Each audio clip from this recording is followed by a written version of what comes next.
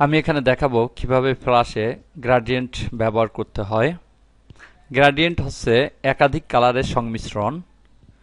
একাধিক কালারের সংমিশ্রণের মাধ্যমে একটা ডিজাইন তৈরি করা হয়। এখানে আমি গ্রেডিয়েন্টের মাধ্যমে একটা ডিজাইন তৈরি করে দেখাবো। প্রথমে টুলবক্স থেকে রেক্ট্যাঙ্গুলারটা চয়েস করি এবং এখানে একটা রেক্ট্যাঙ্গুলার আঁকি। যদি স্ট্রোক থাকতো তাহলে এখানে ক্লিক করে নান করে দিতে হতো। এবার এটাকে নির্বাচন করি। উইন্ডো মেনু থেকে অ্যালাইন প্যানেলটাকে স্ক্রিনে নিয়ে আসি। এটাকে আমি ফুল স্ক্রিন করব, তাই অ্যালাইন টু স্টেজ এখানে টিক চিহ্ন দিতে হবে।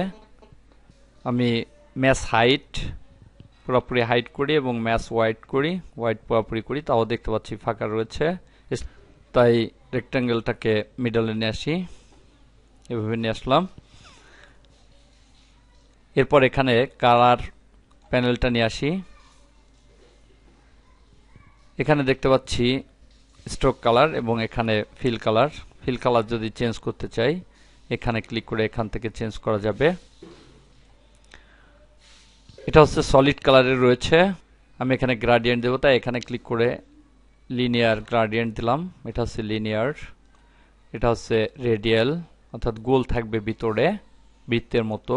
আমি এটাকে লিনিয়ার গ্রেডিয়েন্টই করি। এখানে দেখতে পাচ্ছি বাম পাশে রয়েছে কালো এবং ডানে রয়েছে সাদা। কালোটার অংশটা যদি বাড়িয়ে দেই তাহলে এভাবে বাড়িয়ে দিলে এভাবে কালোটা বাড়িয়ে চলে আসবে। যদি নতুন কোনো কালার যোগ করতে চাই তাহলে এখানে ক্লিক করতে হবে এবং এখান থেকে যে কোনো একটা কালার চয়েস করে দিতে হবে, যে কালারটা আমি করতে চাই। দেখতে পাচ্ছি এখানে ব্লু কালার হয়ে গিয়েছে। যদি এখানে চেঞ্জ করতে চাই এখানে ক্লিক করে যে কালারটা দেব সেটা নিয়ে আসতে হবে। আবার এখানে ক্লিক করে আরেকটা কালার চয়েস করে দেই। এভাবে এখান থেকে বিভিন্ন কালারের মাধ্যমে গ্রেডিয়েন্ট করা যাবে। আবার কালার পিকারের মধ্যে কয়েকটা ডিফল্ট গ্রেডিয়েন্ট রয়েছে, এখানে ক্লিক করে এগুলো অ্যাপ্লাই করতে পারি ইমেজের উপরে।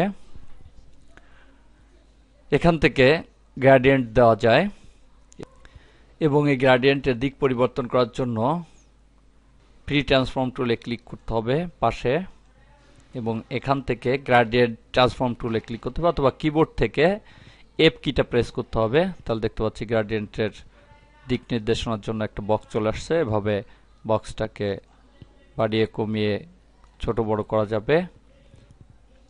এটা যদি লিনিয়ার গ্রেডিয়েন্ট হতো তাহলে এভাবে এটাকে মুভ করে বিভিন্ন দিক পরিবর্তন করা যেত এবং এখান থেকে গ্রেডিয়েন্টটাকে ছোট করা যেত। এভাবে কোনো ইমেজের উপরে গ্রেডিয়েন্ট দেওয়া যায় এবং সেই গ্রেডিয়েন্টটাকে বিভিন্ন দিক পরিবর্তন করে মুভ করা যায়।